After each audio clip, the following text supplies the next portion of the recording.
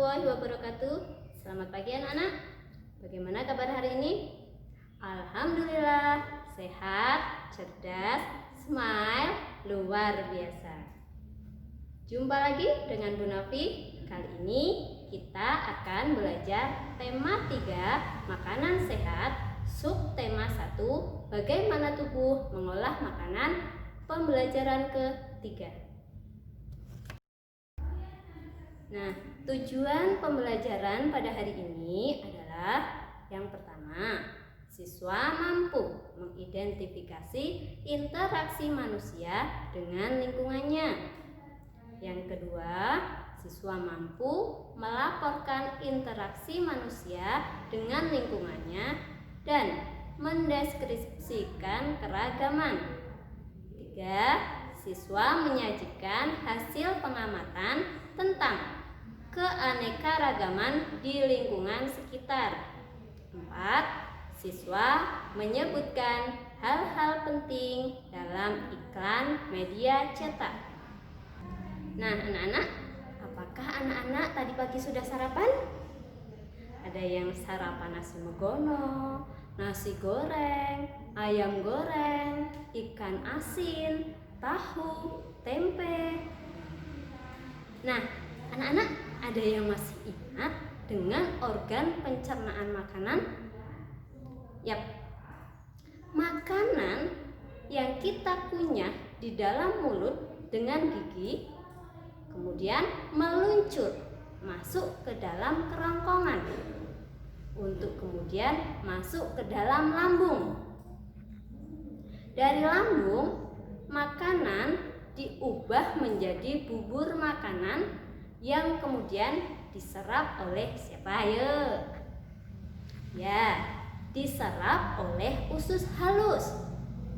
Usus halus akan menyerap semua sari-sari makanan. Selanjutnya, makanan yang tidak dapat dicerna bergerak menuju usus besar. Apa yang terjadi saat makanan berada di usus besar?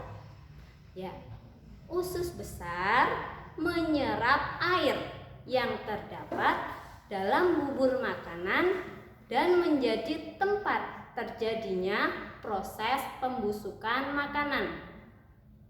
Kemudian, makanan yang sudah melalui semua proses tersebut masuk ke anus kemudian dibuang. Nah, anak-anak, siapkan buku tema 3 makanan sehat. Kita buka halaman 22. Ayo membaca. Makanan merupakan bahan baku utama bagi manusia untuk memproduksi energi dan memenuhi segala nutrisi yang diperlukan tubuh. Ibarat bensin yang sangat vital peranannya bagi kendaraan bermotor, makanan sangat berperan bagi tubuh manusia dalam mempertahankan kelangsungan hidup. Namun, tidak semua jenis makanan yang dikonsumsi dapat memberikan asupan gizi yang baik dan sehat. Makanan yang sehat ialah makanan yang mengandung semua zat gizi yang dibutuhkan oleh tubuh untuk memperoleh energi. Nah, dalam pemenuhan makanan, manusia tidak dapat bekerja sendiri.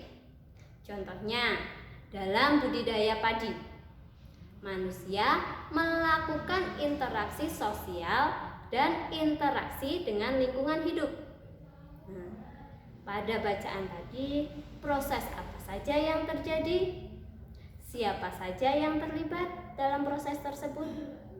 Apakah dalam proses tersebut manusia berinteraksi dengan lingkungannya? Bagaimana dengan lingkungan sosialnya? Nah, coba perhatikan gambar yang ada pada layar. Ya, saat petani menanam padi, mereka berinteraksi dengan lingkungan alam. Kemudian, sedangkan saat petani berhubungan dengan petani yang lain, dengan pedagang atau dengan pembeli, maka itulah yang disebut dengan interaksi sosial.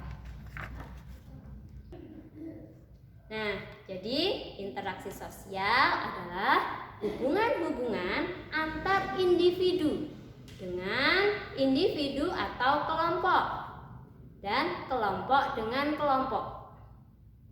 Interaksi dengan lingkungan hidup merupakan interaksi antara manusia dengan lingkungan yang terbentuk secara alami.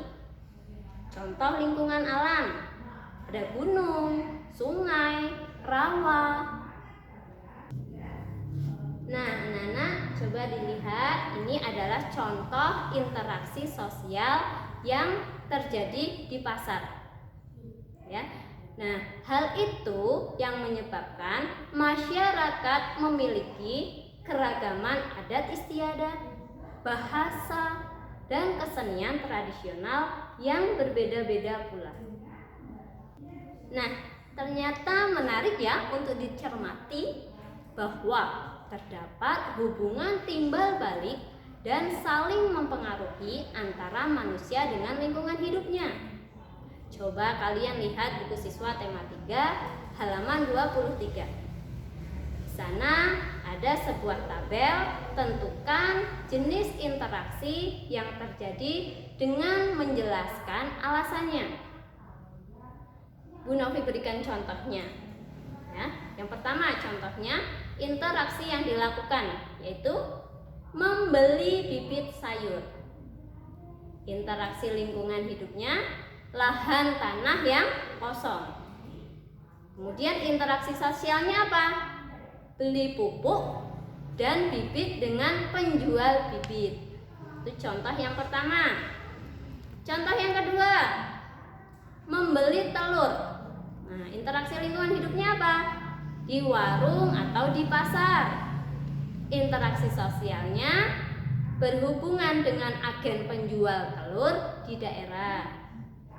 Contoh ketiga, membeli beras. Membeli beras di mana? Di toko, di warung. Ya, interaksi sosialnya apa? Petani menjual padi atau gabah ke pengepul. Nah, contoh yang keempat, kalian membeli buku. Di mana membelinya? Nah, interaksi lingkungan hidupnya di toko buku. Kemudian interaksi sosialnya, buku disalurkan ke penjual untuk kebutuhan siswa. Kemudian setelah itu kalian cari contoh interaksi yang lain. Ya, tentukan interaksinya yang terjadi dengan menjelaskan alasannya. Seperti yang tadi sudah Bu Novi berikan contohnya. Oke? Nah, anak-anak, ketika kamu mengamati interaksi yang terjadi di lingkungan sekitarmu, coba identifikasikanlah pihak-pihak yang berinteraksi. Nah, Indonesia memang dikenal memiliki tingkat keberagaman budaya, adat istiadat, dan agama. Nah, berdasarkan hasil pengamatanmu tersebut, buatlah sebuah komik sederhana yang mengetengahkan tentang interaksi yang dilakukan oleh manusia. Kalian masih ingat dengan komik? Komik itu apa? Ya. Nah, komik adalah suatu cerita bergambar yang sifatnya mudah dicerna dan biasanya lucu. Nah, pastikan tulisanmu menggunakan bahasa Indonesia yang santun dan ejaan yang tepat. Kemudian, warnai komikmu dengan rapi dan semenarik mungkin. Kemudian, setelah selesai, kumpulkan pada guru kalian masing-masing. Nah, anak-anak, coba dengarkan. Ya. Berdasarkan penelitian pada tahun 2010, konsumsi beras masyarakat Indonesia mencapai 100 kg per kapita per tahun.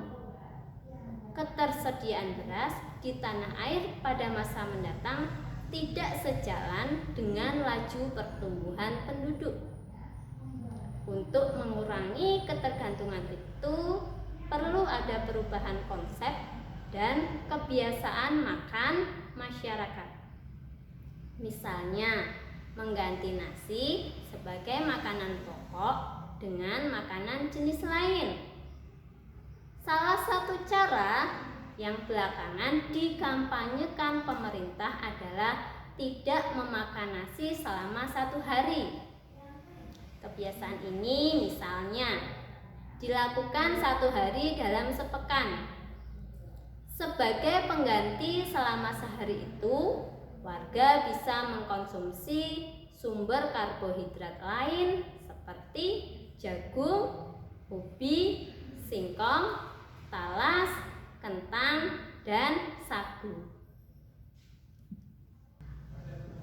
Nah, untuk mendukung upaya pemerintah tersebut, berikut adalah sebuah iklan tentang singkong sebagai pengganti nasi.